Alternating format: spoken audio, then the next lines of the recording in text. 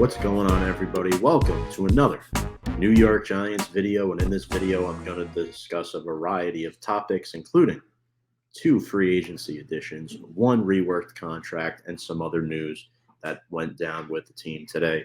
But before I get into that, folks, make sure to go follow us on all of our social media platforms below. Our Instagram and Twitter handles are there, in addition to our YouTube channel at Big Blue Avenue, where you could exclusively find this video here. Now, biggest thing the Giants did today was they signed what is, in my opinion, their current running back 2 on the roster in Matt Breida.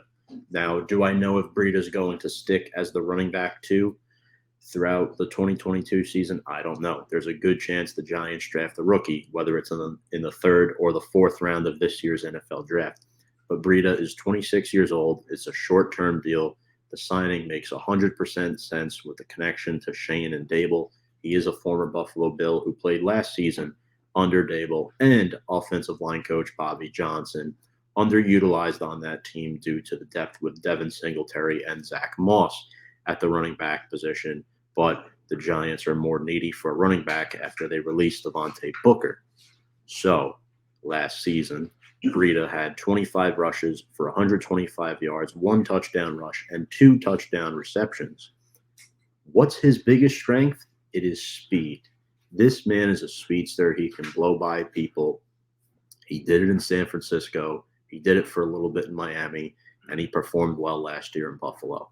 This is a guy who went to a small school, Georgia Southern, went undrafted back in 2017, made a name for himself, throughout his career so far, 5-year career. Over 2,200 rushing yards and 7 touchdowns. Most of his stats came with the 49ers, where he started 18 games. He started 19 career games, 18 of them coming with the red and gold out west. And 2018 was the year he really broke out. 814 rushing yards and 3 rushing touchdowns in 13 starts. And one interesting fact about Matt Breida that I think he's going to bring to the Giants very well is he does have speed, but he doesn't try to dance around in the backfield. He's north and south. He's outside zone. He's good at finding the hole. He's averaged over 4.4 yards per carry or better in each of his first 5 NFL seasons. So 49ers, Dolphins, Bills, and now the New York Football Giants. So that was signing number 1 today. Signing number 2, the first defensive signing by this new regime, is Jihad Ward.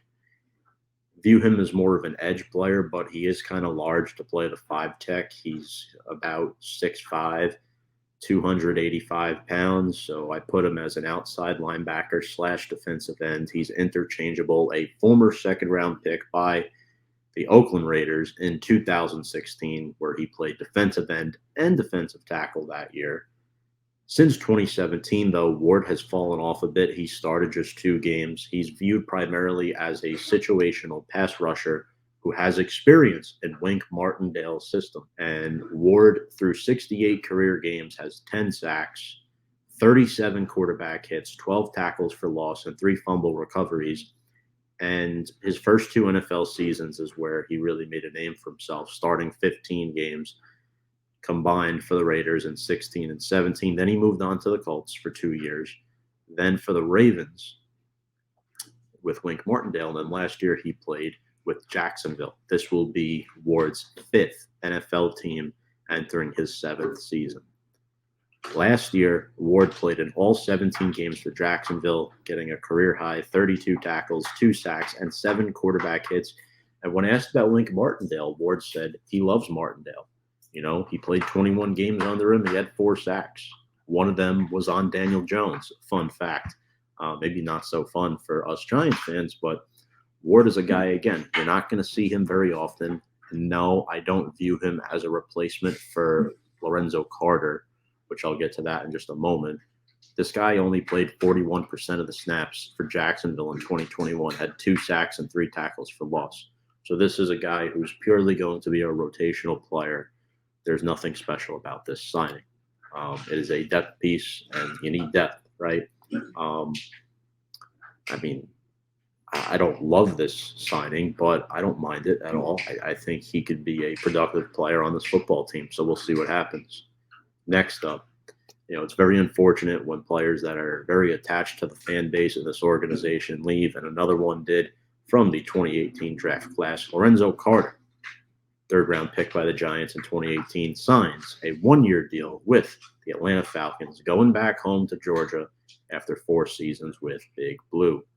Lorenzo Carter left a heartfelt message on Instagram thanking everybody this morning before the move was officially made.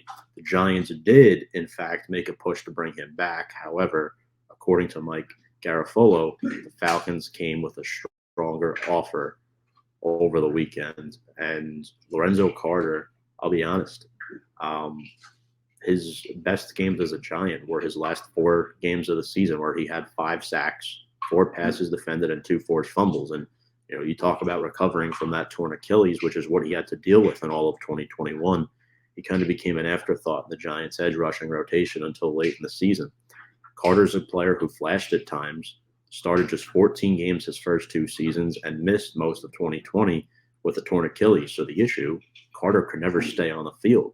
I think the Falcons are banking on the fact of what Carter did these last few games of the season and seeing if they can be the beneficiaries of that. Now, in 49 career games with the Giants, Carter started 33, 153 tackles, 14 and a half sacks, so not bad, 15 passes defended. And now, it's really going to be in the hands of these rising sophomores, Azeez Ojulari, Quincy Roche, and Ellerson Smith, who all were rookies last year. That's what this means, right? They're going to lead the pack with that edge rushing unit. I get it. O'Shane Ximines is still on the roster. You have guys who have been on the practice squad for a few years now, like Nico Lelos, but it seems like these 3 are leading the youth movement at the edge rusher position, and I'd expect the Giants to draft another edge rusher early in this year's NFL draft. So thank you to Lorenzo Carter. And the last thing I want to bring up, again, Dave Gettleman left the Giants in a very bad situation, salary cap-wise, and Joe Shane today reworked kicker Graham Gano's contract. So basically what the Giants did was they converted $2.63 million of Gano's salary into a signing bonus, creating $1.753 million in cap space. A void year was also added to Graham Gano's contract. And when Joe Shane was first interviewed by the Giants, he mentioned he did not want to rework deals. He wanted to use this as a last resort in an ideal world. Unfortunately, he had to do this because of the situation the Giants were in cap-wise. Gano signed a 3-year, $14 million contract that included a $3.25 million signing bonus back in 2020. And before this reworked deal today, Gano originally carried a cap hit of $4.5 million, not just in 2022, but also in 2023. That kicker's making a lot of money. I think a little bit too much money, as good as he is. But the Giants are reportedly only under the salary cap by less than $400,000. That is after these signings have all taken into effect, and the Gano rework will free up some money, but still expect to see the Giants do something with the likes of James Bradbury and potentially even guys like Saquon Barkley. I don't really think they're moving Barkley anywhere, but more James Bradbury, because they do have to save around $12 million for this year's NFL draft. And folks, I want to remind you all that we are partnering with BetUS, America's #1 favorite sportsbook, where you can bet all your favorite games and lines. You can sign up with our promo code below at JOIN125, get a 125% sign-up bonus, up to $2,500. You can bet on your mobile device, on the go, anywhere, anytime. That's BetUS, where the game begins. Very proud sponsor. And folks, what do you think of the additions of Matt Breida and Jihad Ward? I want to know what you think in the comments section. Do you like them? Are you indifferent about them? Which one do you think is better? Which player will be more beneficial to the team? And talk to me. We want to hear your thoughts in the comment section. We love all the support we're getting. Really appreciate it. And without further ado, let's go Big Blue.